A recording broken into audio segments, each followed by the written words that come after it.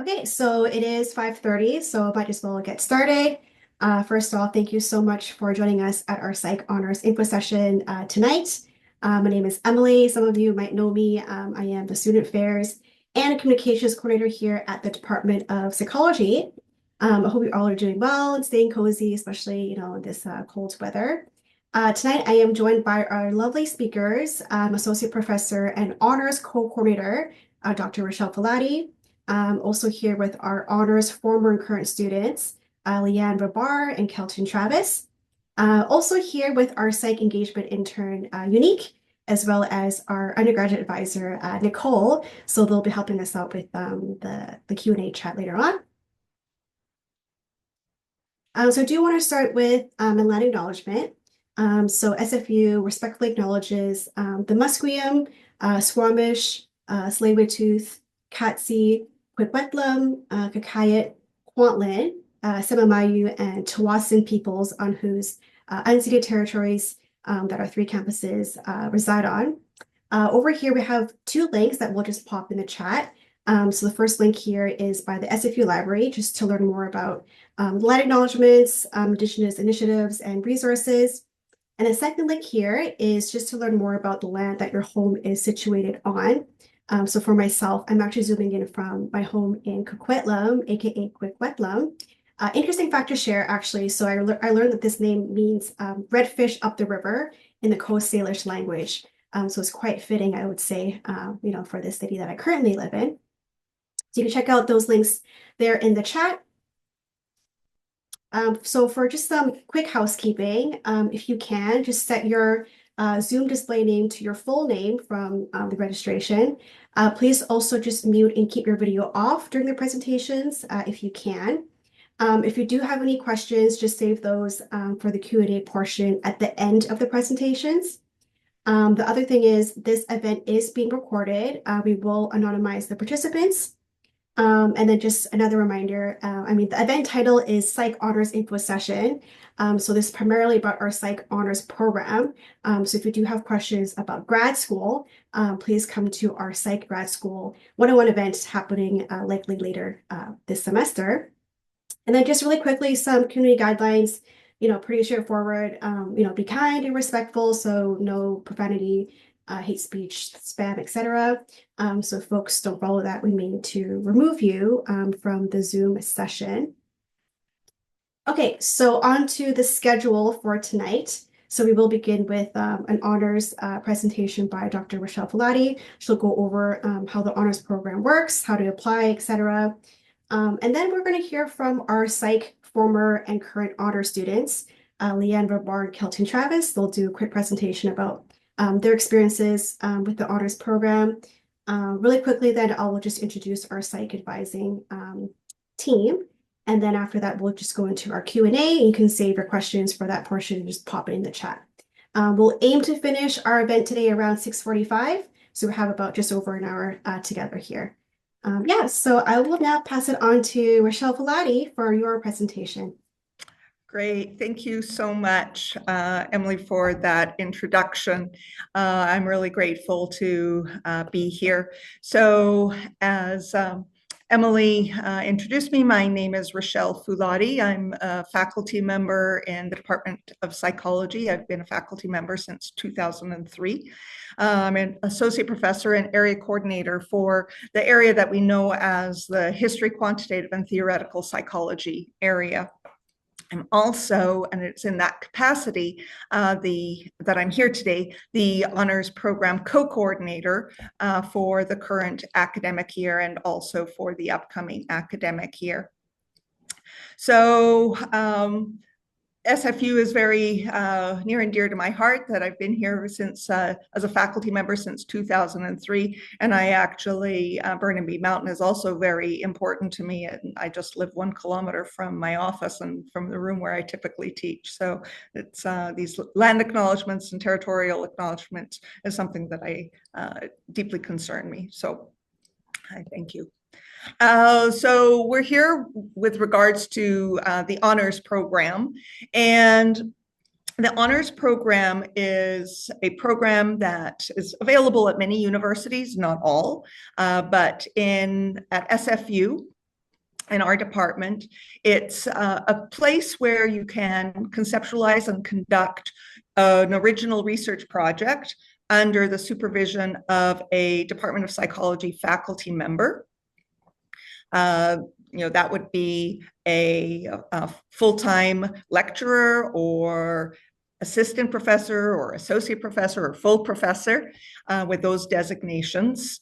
And you work with them, and in that context, you write an honors thesis, which is a long paper on your research, and you also defend your thesis orally in what we call an honors defense. So through the honors program, you develop professional and academic research skills. It's really a good place to learn about the world of academic psychology. One where research is conducted, and you engage in critical discussions on the design, conduct, and the ethics of research, which is overlap with some of the things that you learn elsewhere, but there's a really focus on this. And in the context of the honors program, you also receive guidance on how to apply to graduate school, and in particular, you advance your research and professional skills, including the organizational work strategies and oral and written communication. And you do this in the context of working with your faculty supervisor, but also in the context of an honors seminar, which is held in the fall term with a cohort. So the honors program is a 2-semester program, and the way we currently have it in our department, there's a fall term that you register for and a spring term that you register for, and they're in immediate succession to one another. The project is one where you work closely with your faculty supervisor, and we'll call them the honors thesis supervisor. And in the fall term, you are registered in honors seminar, and the honors seminar instructor is typically the honors program coordinator or co-coordinator. This past year, it was Dr. Rebecca Cobb, who was and is the honors seminar instructor. So they lead this seminar, which has weekly meetings, and you're there with your cohort, learning about all sorts of different issues, professional issues and organizational issues to help you in the process of your honors project. And it operates as a supplement to the work that you're doing with your faculty supervisor. The honors seminar and the honors program really provides a tremendous bonding and cohort experience with other honors students in the group. You also are going to be expected to attend on a regular basis graduate research seminars within your specific area, and that would be the area within which your faculty supervisor is associated. So as an example, if I were working with an honors student as their honors supervisor, they would be attending the HQT, the History Quantitative Theoretical Psychology research seminars, which, depending on the area, they're held every other week or on a monthly basis. But the typical thing is that you're expected to attend 5 to 6 of those each term. And you do that, you participate in the research seminars, both in fall as well as in spring. You are going to be completing your thesis in the spring of the honors program, and you defend your thesis orally in April during the exam period. So this is highly structured and a really good experience. So the honors thesis project itself is an opportunity for the student to, as we said, to conduct original research. The idea sometimes comes in different places and depending on the student and the supervisor. Some honors projects originate entirely with the students, in terms of their conceptualization, and others are closely related to ongoing faculty research programs. Whichever ones of these it is, you really have to coordinate with your supervisor. If you come up with an idea, you have to sort of approach the supervisor, see if that's going to work with them. It really has to be a project of mutual interest. Sometimes students collect their own data, and sometimes students use an existing data set, we might call archived or archival data. The key elements in your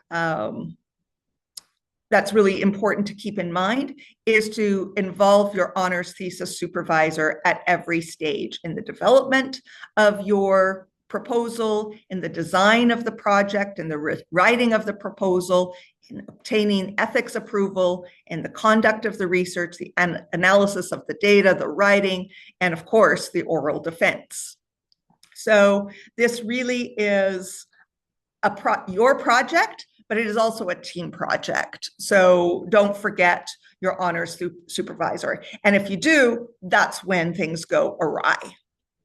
You really have to have them involved at all stages. So one of the tremendous benefits of the honors experience, but it can come in other contexts as well. You don't have to be an honors student to have this kind of experience, but it is really to have a one-on-one working relationship with your supervisor. Importantly, for the honors project, you have your primary faculty supervisor, who is your primary mentor, but we also require that the student have an independent reader who is a faculty member, a lecturer, or assistant professor, associate professor, or full professor, read the thesis. And this is an important part. So there's a separate perspective on the quality of the work that has been conducted. So the defense that we mention, I've mentioned a couple of times, involves the reading by the primary supervisor as well as the independent reader of the thesis, and the oral defense takes place in front of the primary supervisor and the independent reader. Actually, there's another person who's sometimes involved as well, but we'll come to that later. In terms of where students find their supervisors, think about faculty members from whom you might have taken a course and you've got mutual research interests, or that you've been volunteering in their lab. If you've been volunteering in their lab, they know your work ethic, the way you think, and that's really a critical piece. We do have some guidance on how to identify who or which lab might be a good fit in terms of selecting or identifying a candidate honors supervisor. So the honors seminar, as I mentioned, is a course that you register in, and you actually register it in PSYC 490 in the fall semester, and then there's also PSYC 457 if you're in the BNS program, if I'm not mistaken. But you also register for another course in the spring semester. But the honor seminar itself is the one where you have the weekly meetings. There are discussions on research and professional topics. We talk about your honors project writing related goals. We set outlines for your thesis, for your proposal. Students do presentations, and there's a lot of question and answer about the honors project and its progress and the proposed work. There's considerable discussion about ethical and methodological issues in psychological sciences and preparation for graduate school applications involving, guidance on how to prepare a CV as well as personal statements, which is a critical part of graduate school applications. Now, one of the things to keep in mind is that the guidance that we give in terms of graduate school applications has brought an application into for students who are interested in applying for other professional programs after their completion of their bachelor's. So who should take the honors program?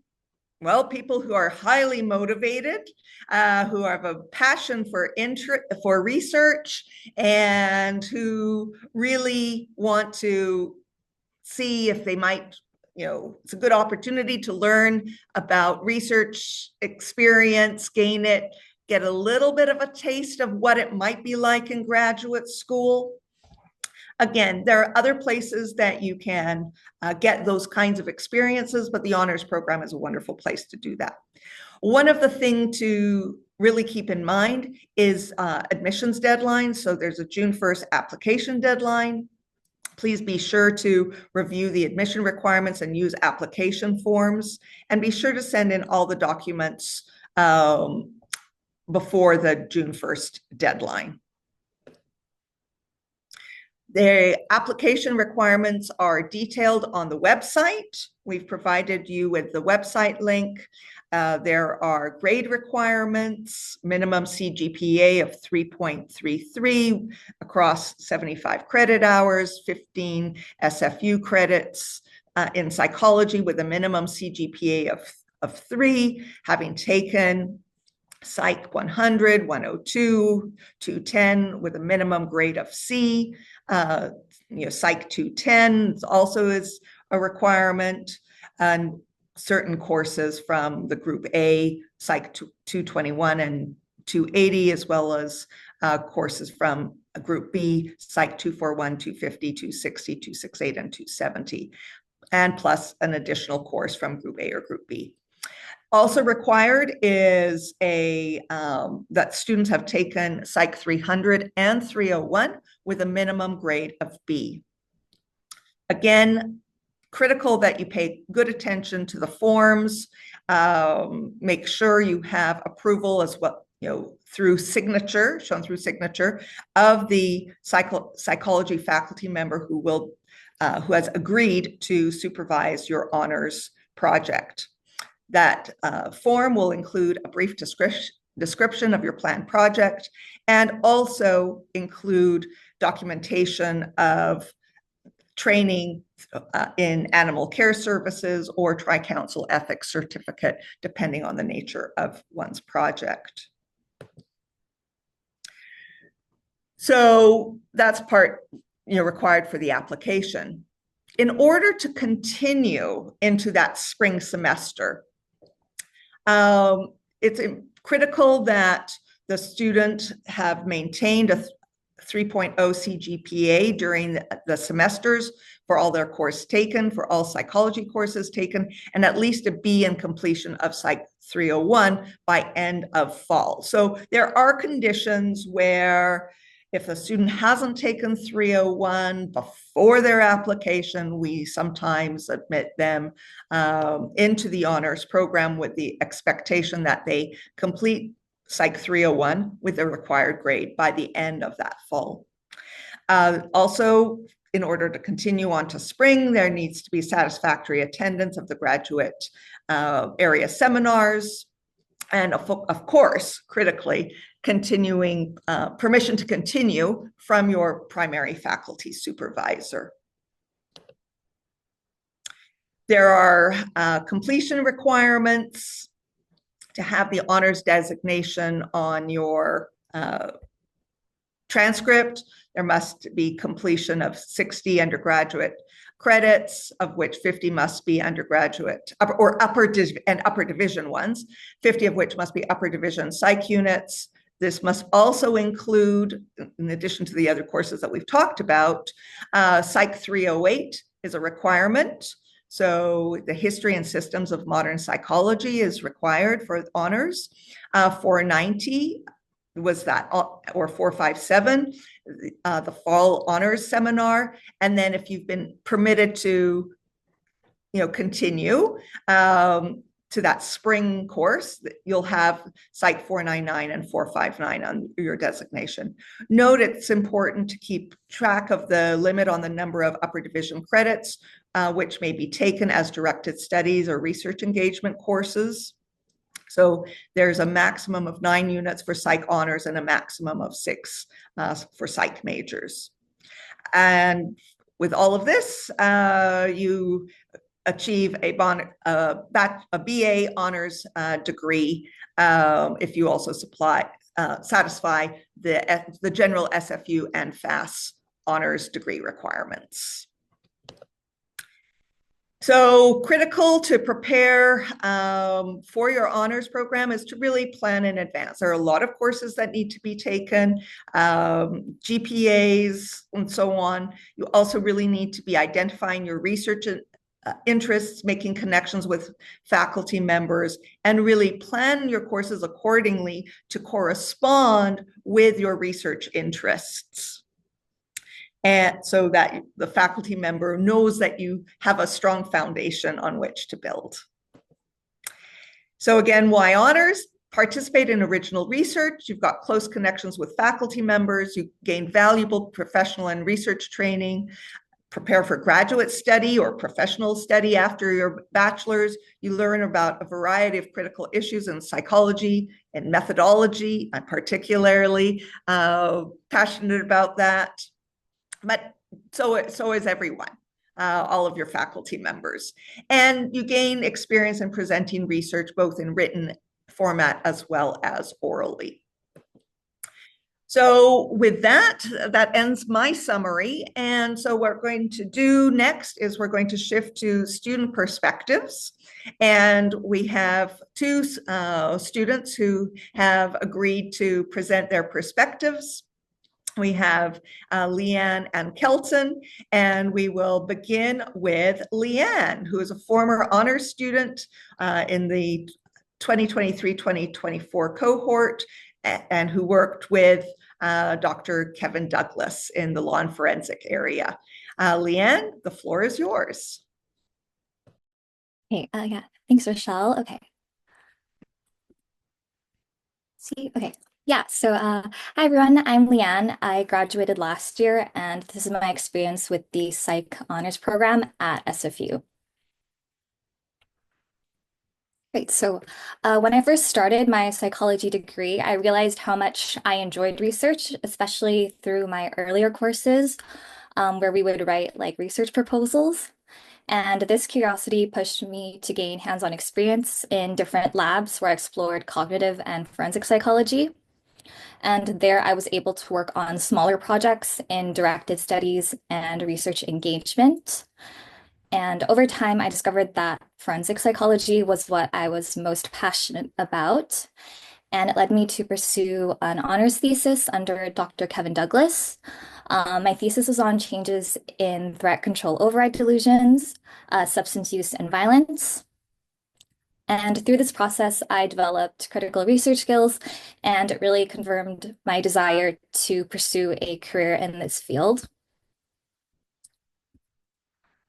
Right now, I'm applying what I've learned by working at a psychiatry clinic and continuing my research involvement, as well as preparing for the next step, grad school, where I hope to further explore forensic psychology and contribute to the area.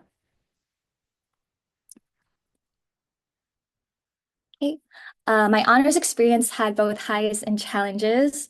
On the positive side, I was encouraged to continue research beyond my thesis, with opportunities for like conference presentations and publications.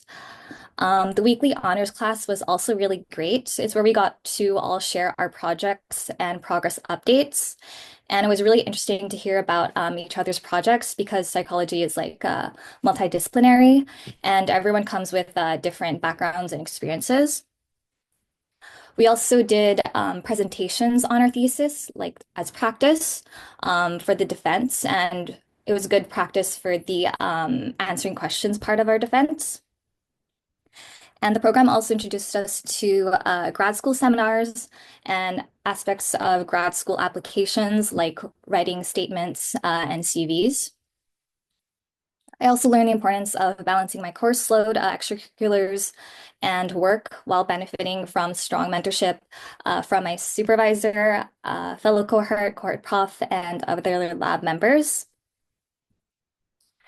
And also in the honors class, we discussed a lot of issues in research, both historical and ongoing, and the importance of considering the real world implications of our research and ensuring like our studies are inclusive and representative. In terms of the hard parts of the program, the actual work on the thesis did get challenging. The entire research process, from designing the study to writing up the results, is very time-consuming. Data challenges specifically, like dealing with missing values or learning really complicated statistical methods, it kind of felt frustrating at times. I also learned that writing is an iterative process. It involved a lot of revisiting and reworking sections I already thought were finished.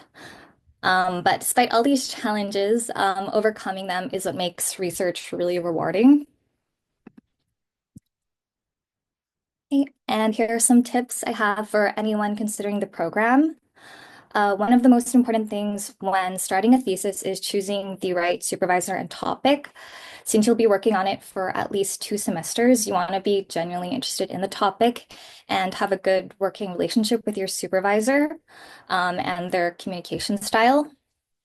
It's also really helpful to connect with other students in your lab or those who worked with your supervisor before because they can give like really good advice.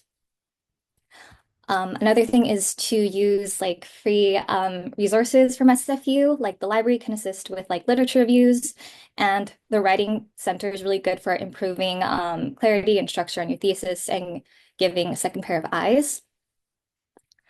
And lastly, time management is also really crucial. Research projects are large, complex, and abstract, so it makes it easy to lose focus over the longer timelines. But staying consistent and following the cohort deadlines will keep you on track. But everyone's timeline looked a little different, so I just need to plan accordingly. Okay. Yeah, altogether, completing my honors thesis pushed me to be patient and persistent in navigating challenges related to my research skills. But yeah, for anyone considering an honors thesis, it's demanding but incredibly valuable opportunity, and it teaches you skills that will benefit you no matter where you go next. Yeah, thank you. Thank you so much, Leanne. And next up is Kelton. Hey everyone. Oh, So Kelton is a current Psych Honors student in the 2024-2025 cohort, and their supervisor is Dr. Lara Aknan in social psychology. So the floor is yours, Kelton. thanks, Rochelle. Hi everyone. A little bit about me, a little background. I'm currently completing my honors, completing the honors program right now. Looking at the impact of gratitude expressions on subsequent prosociality. My supervisor is Dr. Lara Aknan. A little bit about how I got there. So I started looking at being a research assistant in Dr. Aknan's lab, and then so I kind of started there, which allowed me some more opportunities, and I ended up getting into some more like team leads and doing some more hands-on approach to research and getting really involved in the back end of things, which really also helped me kind of create a relationship with Dr. Aknan. On top of that, I also had some other previous experience that kind of valued into this experience of being in the honors program, which was just contributing to a conference poster that was presented last year at an international conference. This was just something that contributed to my desire to continue with research. So why do honors? Well, why did I do honors? So one of the reasons that I did honors was to conduct independent research. I wanted to plan a project from beginning and follow through until the end and see what that all looked like. And I wanted to know all the process that people do while they're doing that while a lot of the time we just see this in classes, but it's like what actually happens. And one of the things that I liked about this is it prepares you for graduate school. So it really gives you a little bit of a glimpse into the future and what graduate school has to offer. And it does give you a little bit of insight into, is this right for me? Is it something that I want? Um, and again, I found that moving into this was like, was there something that I wanted to study that was really interesting to me that would allow me to kind of flourish in this program? So I looked for a topic of interest. And I've always wanted to learn a little bit more about how we can help others. And so I kind of explored into some pro-sociality research with Dr. Lara Acton, which is kind of another main pillar on why I did this. And then the last reason why I would say that I chose to do the honors program and kind of explored that was the honors experience. There's a lot of things to be excited about. You get to work with a group of people in your peers, and then you also get to work with, faculty and all sorts of different components coming together. So this is a little bit about my timeline. So before all this started, I took a course with Dr. Lara Acton in about a year before I joined the lab. And I realized like that's kind of like the area that I wanted to be in. I talked and I got some interesting information about her research. And then I joined the lab and got involved in a couple projects. And then in 2023, November, I approached her about doing honors. After getting formal acceptance for her to be my supervisor, I then applied to the honors program in May 2024. And then this last fall, I started the honors program and got to engage in all the fun stuff that Rochelle and Leanne have talked about so far. I'm just about right in the middle of the last 2 points there as I prepare for my honors thesis defense and I complete my honors thesis.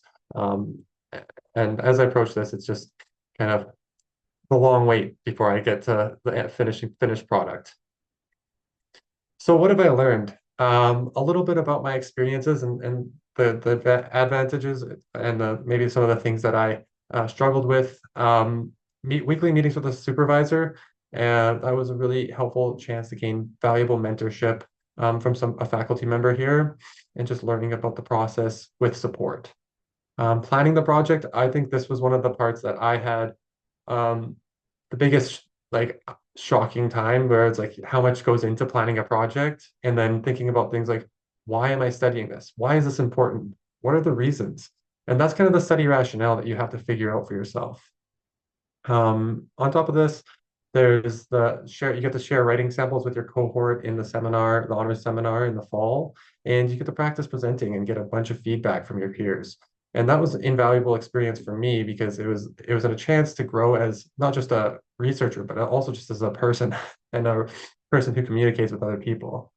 And then another thing that I thought was really valuable was the area seminars, which was really an opportunity to hear from not just researchers at SFU, but you get talks from people outside, you get workshops, and you get little kind of like gifts and seeing a little bit of light into what it is to be in the field of psychology. And then I personally, I'm on the side of I love data analysis. It makes me excited. So, and what's better than getting to see the results and what are the meaningful or maybe not so meaningful implications of your work? And then lastly, manuscript preparation, or formerly known as getting in the process of publication. I think this is something that we all we read a lot of articles, and getting to see what happens on the back end was one of the things that I get to experience right now. Some of the less favorable things, finding school, work, and life balance can be difficult. So one of the things that I do recommend is setting boundaries around time, which can also be very difficult, but it is something that will benefit you in the end. So my suggestions, before you begin, reach out to potential supervisors, find out about their work, ask questions. Then talk to some previous honor students, whether it's their honor students or not. You can always get in experiences or learn more about their experiences. And I kind of just took a couple people out for coffee and said like, hey, what did you guys have in your experiences? Last, I do recommend taking some courses to prepare yourself. I think any sort of statistics or methodologies that you can kind of learn in the process of your undergrad are helpful, but I also think that those research experiences you can get with or without honors within directed studies and within research engagement can be super beneficial, regardless of if you intend on doing honors. And then once you start, I do recommend getting started early if possible. I started in the summer doing some of the data collection and getting the project set up, which was really helpful for me in making my workload more manageable. Create a writing group with some of your peers from your cohort. That was a great way to stay accountable before the proposal. And then in the spring, what I did was I created a thesis writing timeline with my supervisor, which allowed me to have good deadlines as to when I should be not writing and when I should be receiving feedback, and knowing how to stay accountable to kind of this end product here. And lastly, I just want everyone to take care of themselves. Adequate rest, nutrition, social activities. For me, I go play hockey once a week, and I go enjoy time with my friends and family. And I set up part time to do that, and to make sure that I can successfully complete these things and get focused back on the work when I need to be there. Yeah, otherwise, thank you so much for listening to me. And if you have any questions, feel free to reach out at my email. Thanks so much, Kelton, and thank you to all our speakers for your presentation. It's a really good reminder for self-care, especially for such a rigorous program like honors. And also thank you, Leanne, for your tips, and also Rochelle for going through the honors program. So we are now done with the presentation portion. Just really quickly, I do want to just introduce our psych advising team. So I am part of the team. So we have three lovely ladies. Also here with Nicole, so she's here with us tonight, and also Cerise is also part of the team. So if any of you have questions about planning for honors, how to apply, or just program planning, you can make an appointment, send us an email, or just book an appointment through Advisor Link, and we'll be happy to help you out. Okay, on to the Q&A. So I have opened up the chat here. So if any of you have questions for the panel, you can pop it in the chat here. You can just type away in the chat box, and then I'll just read off and ask the question. So I'm just gonna stop sharing here. And then folks can put their question in the chat and we can ask away. Okay, so we have a first question here. So the first question is, what if you are struggling to find a supervisor in time? So just put it out there. Any takers, Rochelle? So that is a big challenge. And that is something that you need to sort of really work on, thinking about who you've taken courses with, where there's a good match. And, if you don't find a supervisor there, in time for the June 1 application, maybe you can think about taking additional courses in that year and applying for honors in the subsequent year. So that is one strategy that you can be thinking about. The other thing is really, as we've all been saying, is plan early, think early, take courses in which you might be able to have small course opportunities in which to develop relations. Leanne and Kelton, any other pointers? Yeah, I think one of the strategies that I've seen some people do when they're struggling to find a supervisor is similar to what Rochelle said, was definitely reach out to some of the people who you've taken courses with, and just see if they even have availability to be taking an honor student the following year or in the next year, and maybe start the conversation and see, or even see if there's a possibility to do a directed studies or something like that in the meantime, in preparation for a year after.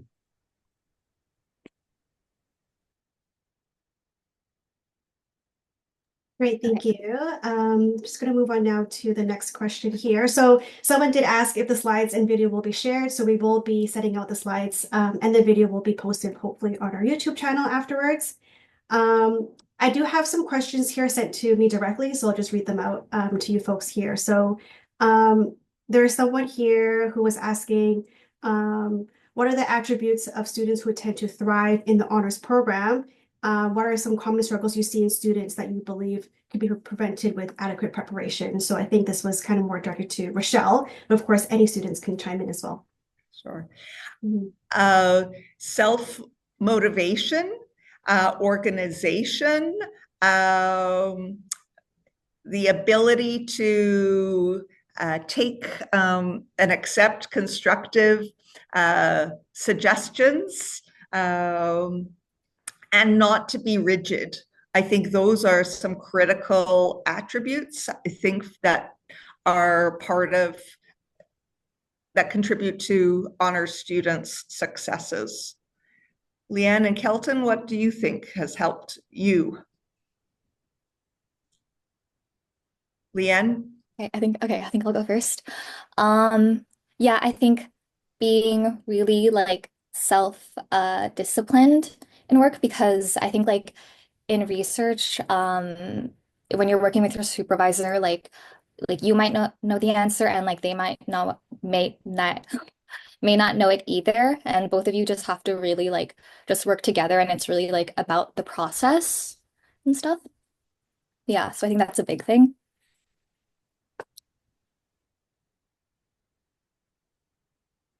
Yeah, I think one of the things that I kind of noticed was being the part of this is also just exploring that whether or not like you and that person, that supervisor, have some sort of interests together, and have the same kind of ideas as to like what you would like to do. Sometimes you're going to have differentiating like people with different ideas, and as a supervisor they're going to have different interests in students. So it's really finding a match that works for you, and also as yourself, just making sure that when you plan to apply or plan to put yourself into the program, is that put your best foot forward from the day you meet and move forward into their like a lab or something like that. I do recommend just putting your best foot forward in that, and understanding that you're going to grow a lot. Yeah, definitely. Yeah, Kelton, to your point about that, I know Kelton and Leanne, you guys talked about kind of how you guys got involved in the research lab, but I do have a question here, just more specifically, if you have any tips to share in terms of like how you first got involved, whether it's, I think you mentioned, Kelton, taking a class with Dr. Lara Atkin first, maybe if you have any tips to share, whether it's going to her office hours to get into the lab. Yeah, so I think what happened was I first took that course, and I think it all started with just going and talking during breaks and saying like, hey, like, can I get some clarifications on this, or just kind of seeing if, and then asking a little bit about their research when a topic related to their research came up. And then I did join a multiple office hours sessions, and ask more questions about. I was just curious about what they were doing in their lab and stuff like that. And then she also says that like when there's specific when she'll send out a kind of an invitation if there's time where they will be hiring research assistants. So it's an opportunity that you get notified. So I do recommend just talking to your professors whenever you have a chance. It's a really great chance to get involved. Yes, yes. Office hours is key. And to add to that, so for all psych students, we do send out weekly opportunity bulletins, so our weekly e-newsletter. And sometimes we will get postings from the labs recruiting for RAs. So be sure to check your emails. Every Thursday, we send it out at 3 p.m. So if there are any opportunities coming up, just check your email for that as well. Leanne, I think how about you for getting involved in research? Yeah, sometimes the prof, like if you take a class with them, they might announce like at the beginning of the course or like towards the end, whether they're looking to invite people to join their lab. But for some of them, you just have to like email them directly. Like you can read about like their work or like meet them, yeah, in like office hours or like before or after class, and just like speak with them more about like the topic. So like you can really make sure that it's like your interest. Yeah, thank you, Leanne. Rochelle, anything to add to that before we move on to the next question here? I think the students are brilliant and have Yes. answered it very well. Thanks so much. Okay, so the next question here, I'll just kind of combine them because they are both from first years. So question here, I am in my first year. What can I do right now to prepare? And the other question is, should I start preparing for honors even though I'm in my first year? What can I do to really, get a head start? So I'll go ahead and start. That's great that you're thinking about your academic trajectory. I think it's very good for you to look at the prerequisites for applying for the honors program or for any program, and to make sure you're getting those courses under your belt as soon as possible, and remaining diligent in your work in those courses, and that will help you in your planning, and to pay attention to those opportunities that come up to become involved in research, to connect with others. I would say, attend lab fairs, attend PSU events. This is your chance to sort of grow and connect, and you learn by talking with others. Leanne and Kelton, any pointers for people in their first years? I guess I have like one kind of piece here, that is that you can also just get used to participating in research. I think like there's a lot of opportunities to participate in research at SFU, and even just seeing a little bit about that, you can get to see a little bit of the lab, you get to see just a little bit of an experience in there, and then once you've done that, you've kind of gained a little bit of knowledge about maybe like what they're doing in the lab, or what you can kind of see that, and then you can kind of find the area that you might be interested in, where you want to put your energy into, and plan your courses around that.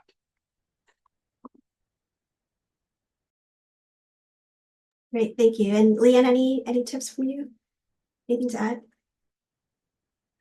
Yeah, I think earlier in your degree, trying to take different types of like classes, because there are like multiple streams in psychology, and like seeing which one like really interests you. Yeah. Yes.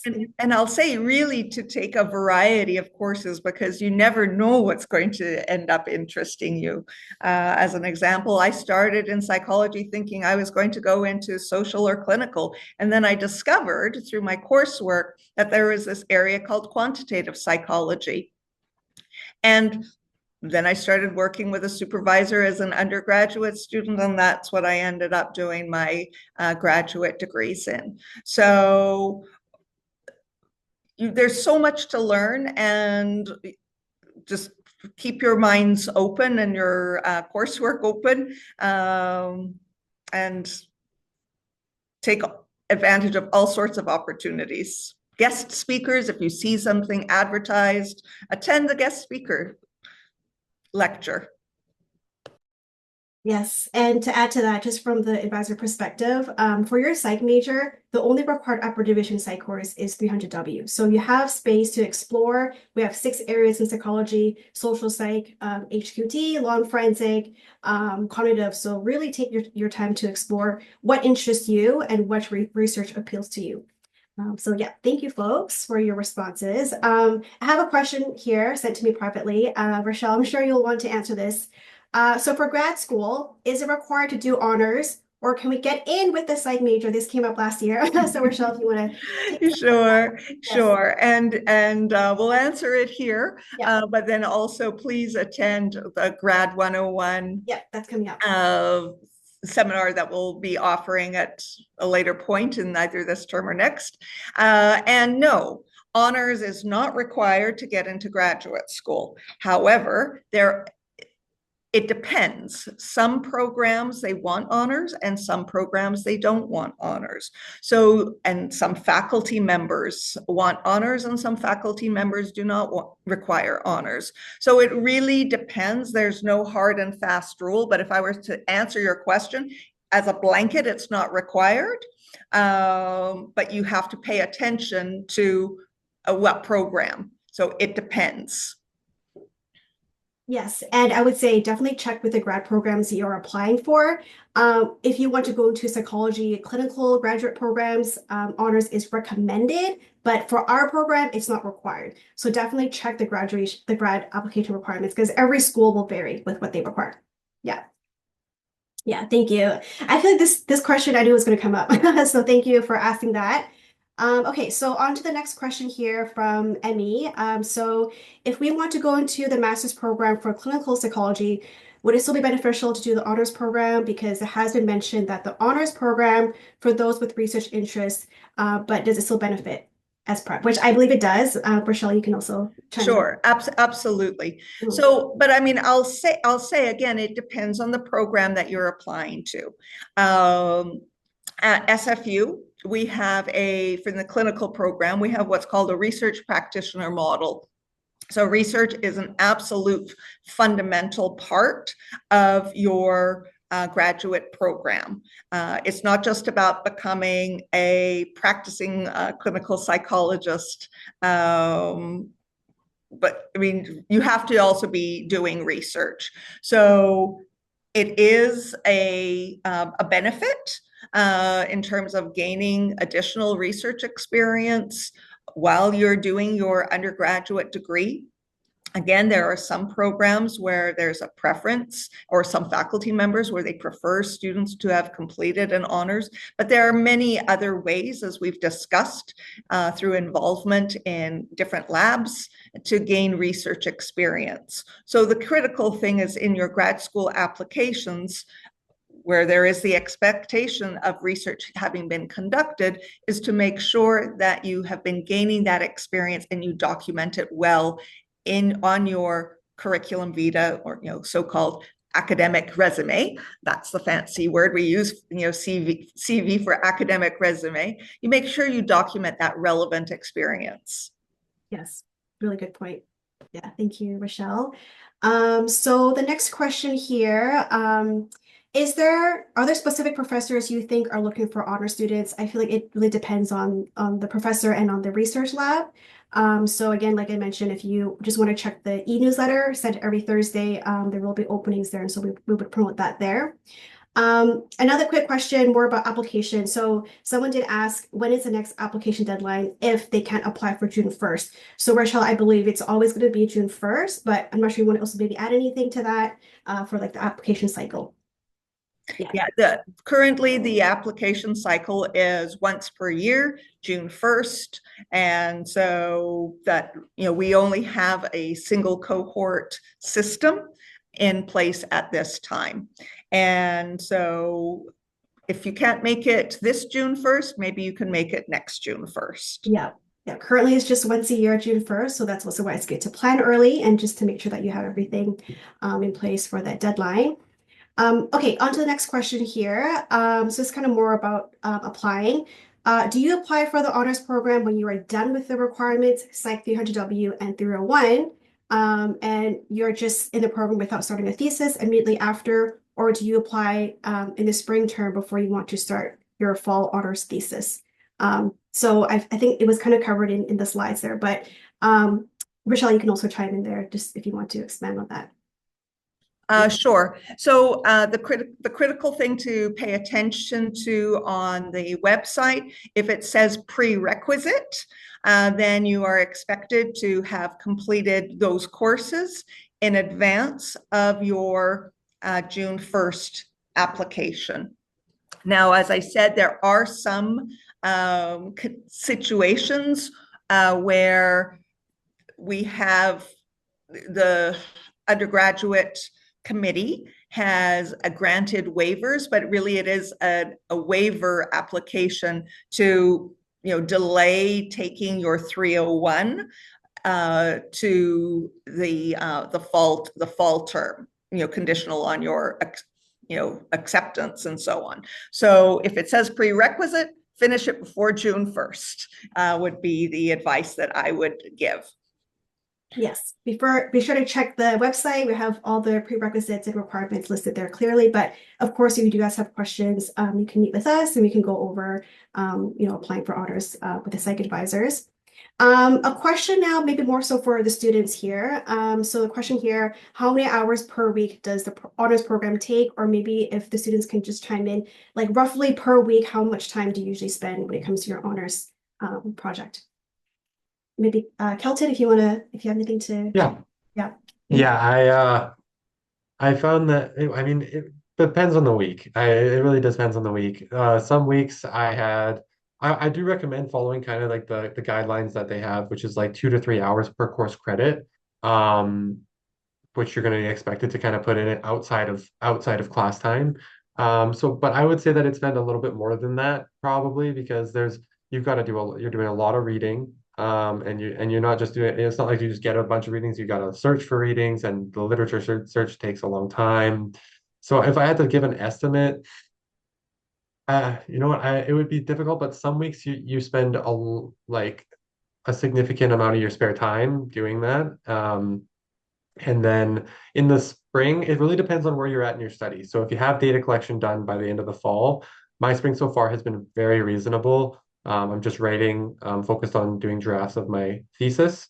But if I had not done that and I was doing data collection at the same time, I would expect that my schedule will be completely full every day. Yeah, agree. It really depends, I would say. And yeah, Leanne, I'm also curious for you. Like, did it also depend for you in terms of, I guess, things get busier, I'm sure you'll spend more time on your honors project. Yeah, it really depended on the week. Some days it would just be like a few hours. Other weeks it would be almost like a couple hours, like every day, especially towards the end when like the thesis was like doing stuff. But I think it was still like pretty manageable. Like I think I did both the fall and the spring term with like 4 courses each, along with like work. So I think it's just like a lot of like planning. And you really have to like set your own deadlines to ensure that like you stay on top of things. Yeah, thank you for sharing, Leanne. Out of curiosity for you both, for this Psych 499 course in the spring, this question sometimes comes up. So because it's 9 credits, did you folks take other courses alongside that course, or was just that only 499 when you were taking that in the spring? Leanne, if you want to chime in. Okay. Okay, Go I'll ahead. say Go ahead. yeah, I still took the other courses like I think I did about like 3 or so.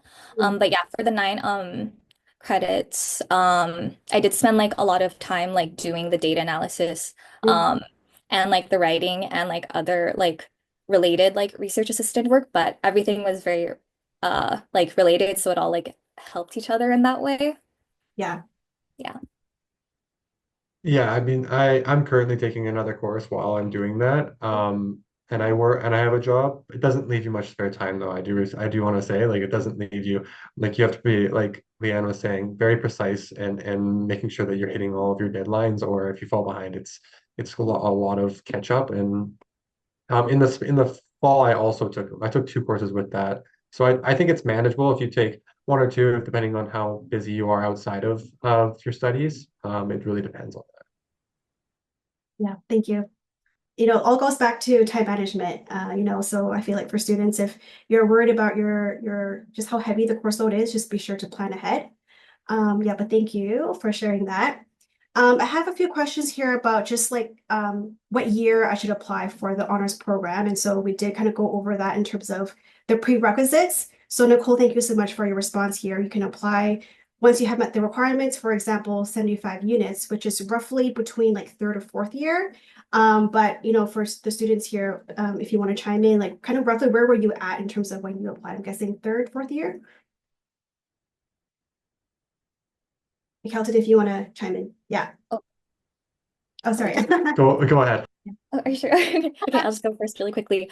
Um, yeah, I think I was in my 5th year or my 4th year when I joined the lab of my supervisor, and then I worked um with them for as an RA for about a year, and then for about like a year, and then actually started the thesis.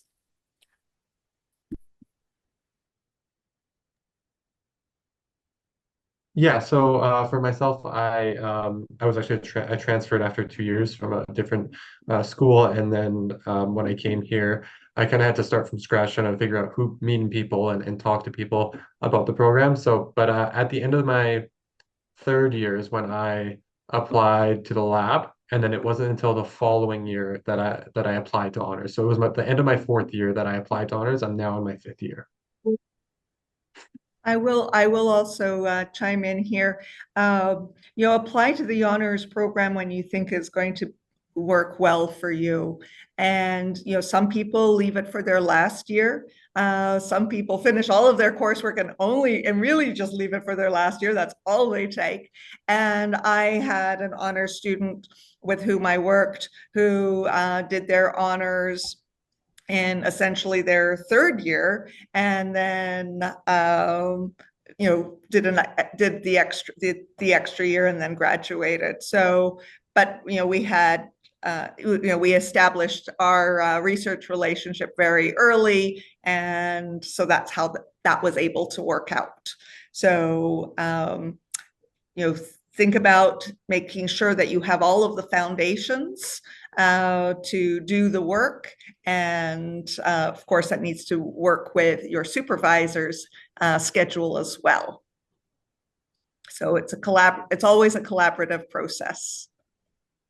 Yeah, and just to add to that, so when students are checking the website, I would say if you know that you want to do honors, aside from obviously getting into a research lab early, Psych 300W, try to get that out of the way, minimum B grade as well as Psych 301. We are trying to offer 300W every semester now. It used to be like only every fall and spring, but now hopefully we'll try to offer it in the summer as well. So you can review the website for more information about that. Okay, so let me take a look here. So perhaps a question, again, also for the students. There's a question here. What does the copy of the proposed program of research in the application process look like? So perhaps, maybe just talking about how you approach this. Maybe I'm sure you talk to your supervisor in terms of how to put that together. Yeah, I can answer this. So my approach was first, I just asked my supervisor. I was like, hey, I'm sure that you've obviously gone through a few of these. What are some tips? And then she was very just encouraging me to just try a first try, and then she would help me kind of work through it to make sure I could make any adjustments that are needed. It was about, I can't remember how long it was, maybe 3/4 of a page or half a page, I think it was. I think that's the requirement for it, and it's just outlining really what I'd spoken about when I was presenting about a little bit of rationale about why you might be able to study this or what you might be able to study. But it really depends on your supervisor, so it would be good to ask them. Yeah, and Leanne, if you had anything to add to that. Yeah, I think me and my supervisor, we worked on like the idea together. Like I know that like I wanted to do something with violence risk and like uh dynamic risk, like changes in risk.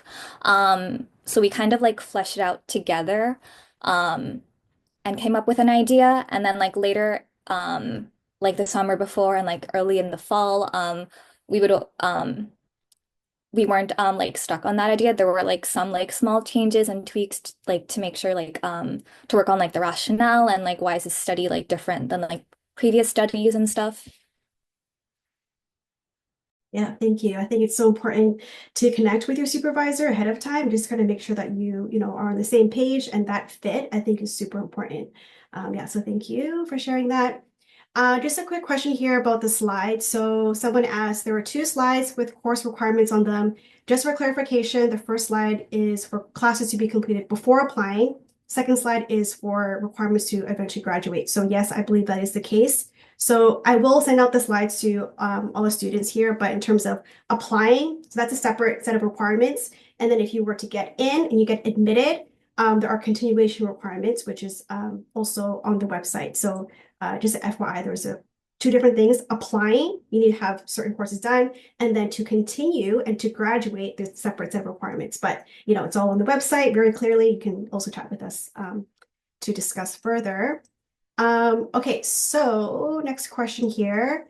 How much time in advance should I ask a faculty member from the application deadline? So I feel like it was discussed a little bit in terms of timelines, but if any of you want to just chime in terms of, I guess, planning ahead before you apply. Kelton, Leanne? Rochelle, yeah. I'll jump in. Yeah, as far in advance as possible because they may not be available. Yes. They may not have the capacity. Their schedule may not work, right? Your research interests might not match. So as far in advance as possible. Leanne and Kelton. Yeah, I think like as soon as possible, like maybe like even when you're just like joining the lab, it might be helpful to like bring up something like just saying like, oh, in the future, like I plan to do honors, just so like they have that in like the back of their head. But in terms of like the June upcoming deadline, I think now would be a good time to like maybe like remind them or something. Yeah, I think like I do think as soon as possible is a great idea, and just like maybe, yeah, kind of similar to what Leanne said, is like mentioning, like saying that that's what you're interested in. If you just join the lab, I mean, it's likely that in the coming year, there's a good chance that they might have somebody who's already inquired, who's maybe been in the lab for a little while. But it is important just to ask the question and then see, because I do know people who have said, hey, for the following year, would you be interested in doing honors, and what can I do to kind of get to that place to do that with you? Or can you maybe give me some suggestions on what I can do moving forward? And typically, the faculty has always been super supportive of trying to give you some sort of advice, and just reaching out to other professors too. And not don't limit yourself if you see that you kind of explore throughout the next year that you want to find a different area. You can always do that as well. But I do recommend talking to a few people.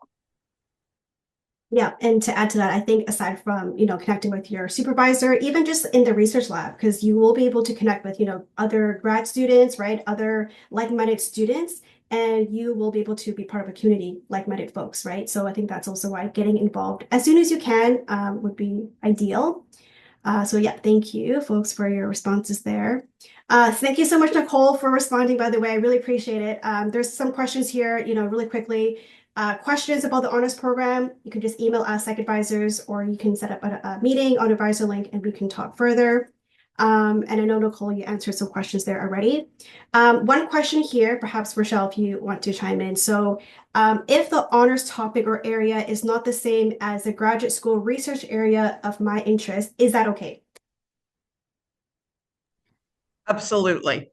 Again, there's no hard and fast rules. Sometimes a faculty member that you're applying to in the grad school program might be, prefer that you have some relevant research experience, but if it's not a perfect match, that it does not necessarily exclude you from being considered by other faculty members. So if there is a match, great. If there's not a match, well, maybe you didn't want to work with, and they're going to hold that against you. Maybe you didn't want to work with them anyways. Yeah. Thank you, Rochelle. Okay, so have a few more questions here. So one question here. So how common is it to publish honors work in academic journals? Is this an important goal to set and strive for as an honors student? Certainly, I mean, it can happen. It doesn't necessarily happen. It's lovely if it does. Leanne, and I'll say my first honors student here, we certainly did publish their work. And sometimes that is as much to do with the motivation of the student to follow through to get the project published. Most of us faculty members, we would love for that project to get published, but at that point, it's a co-authored publication. And if the student isn't motivated to work on it, then that sometimes doesn't happen. Leanne, do you have some words there? Yeah, I think for me personally, I think earlier in like the fall term, my supervisor like asked like, oh, in the future, do you think you'd like to work on this to like get published? And like I said yes, and like it's still in the process. Mine is. Yeah, sometimes you might you'll finish it in time for the thesis defense, and then maybe like afterwards you'll work on it more, like maybe change some things, like add variables or things like that. And there's also the SFU undergrad psychology journal, which is a really good like outlet to do a publication in because they check over your work and then like you revise it and like send it back and forth and stuff. Yes, thanks so much, Lynn. I was just going to mention that. So I put that in the chat, and I believe they actually just published, like a lot of psych students, they were able to publish their original research through the SFU UJP. So definitely check it out and just read more about, what your peers are publishing. Yeah, so thank you, Leanne. Okay, so next question. How many people are typically accepted into the honors program annually? Maybe Rochelle, you may also be able to chime in. Sure, it varies from year to year. When I've led the honors cohort, I've had I think as few as 11 students in 1 year. I think this year we've got about 23, 24 students. We don't, typically have more than that. I know there are some universities where they have many more students in their honors programs, but we have a very careful model here where there's a really strong mentor-mentee relationship that we sort of support and encourage. So that's why our numbers might be smaller than, say, you might have at some other universities. Yeah. I believe previously it was about, I think like 11 to 15 honor students. This past year, I will say we have received the most. I think we even had like, I think 18 to 20. So yeah, it does depend on the year, but like Rochelle said, we do have limited faculty capacity. So perhaps compared to larger institutions might be a little bit smaller. But yeah, depends on the supervisor for sure. Okay, so I know we're getting close to the end, but I do want to get through a few more questions if we can here. So let me just see. Okay, so maybe a question for Rochelle. So someone had asked, is it okay to go to a professor's office hours and ask about their work and research, even if you're not in one of their classes at the moment? I feel like it really depends on the prof. Rochelle, I'm not sure if this has occurred or happened to you before. Yeah, I mean, it definitely depends on the prof, but I mean, I think it would be really important to make sure that you have done reading of research by that faculty member, and and contact them during their office hours. Another thing that you can do is send them an email. Say, I'm interested in the work that you do. I've taken courses in social psychology, but you are the instructor of record. You're interested in methodology, and I've only been teaching grad level courses, so of course you will not have taken a course from me. Yes, so just make sure you've done your due diligence and your homework, so you're not just showing up saying, "Hi, how are you?" Yeah, do your research. Yeah, do your preparatory work. Yeah, and even like before going to the office hours, if you want to read about the professor's research, that'll be really important. Or even just taking a course with them first if you can. But if not, definitely read their website first and read more about whether or not you want to actually work with them in some capacity. So yes, thank you, Rochelle. I think we actually only have one question left. So, we're doing a really great job. Thank you, folks. So I will ask, I think, the final question here by Taylor. Thanks so much for your question. Does your secondary supervisor or I guess independent reader need to be in the same area as as you? E.g., if a student is doing honors in the clinical area, could their independent reader be, let's say, in forensic or social? And Rochelle, maybe you can chime in. Sure, I'll go for that one. Yeah. So the independent reader is someone that you will be identifying in collaboration with your primary supervisor as to who would be an appropriate person to ask to be the independent reader. They should be able to have expertise in the area to adjudicate the quality of the work. Sometimes that person is in the same area, but sometimes they're not. So as an example, with students with whom I've worked, a lot of students with whom I've worked, the the independent reader has been in the clinical psych program, because a lot of the work that I do is around health and well-being. And so we're looking at measures of health and well-being. And so the other person is in another area. So again, it's something that you would discuss with your primary supervisor, and then make contact with the candidate independent reader to see if they're available and interested. Thank you so much, Rochelle. So looking at the time, we are just at 6:45. So I do want to just take a quick moment here. First off, just to thank everyone for coming. Thank you so much for coming, on this Tuesday night. And of course, I just want to thank our wonderful speakers, Rochelle, Leanne, Kelton. You guys did amazing. Just shared such great advice for our students. I'm sure they all found it super helpful. So thank you so much. And shout out to our psych staff team, Nicole and Unique. Thank you so much for responding to the questions. Really appreciate it, just for the Zoom chat. I'm really glad that we were able to get through, I think, all the questions, and that's like a first. So shout out to this amazing team. You guys all did really amazing. We will be uploading the video on our YouTube, and then probably some of the questions as well. So be on the lookout for an email about that. And we do have the psych grad school 101 event happening hopefully in, I think, March or April. So be sure to check that out as well if you have any interest in psychology grad program. So thank you so much, everyone. Thank you. I really appreciate y'all coming tonight. I hope all enjoyed our session today, and take good care, stay warm, and all the best with reading break and all your midterms. So take good care.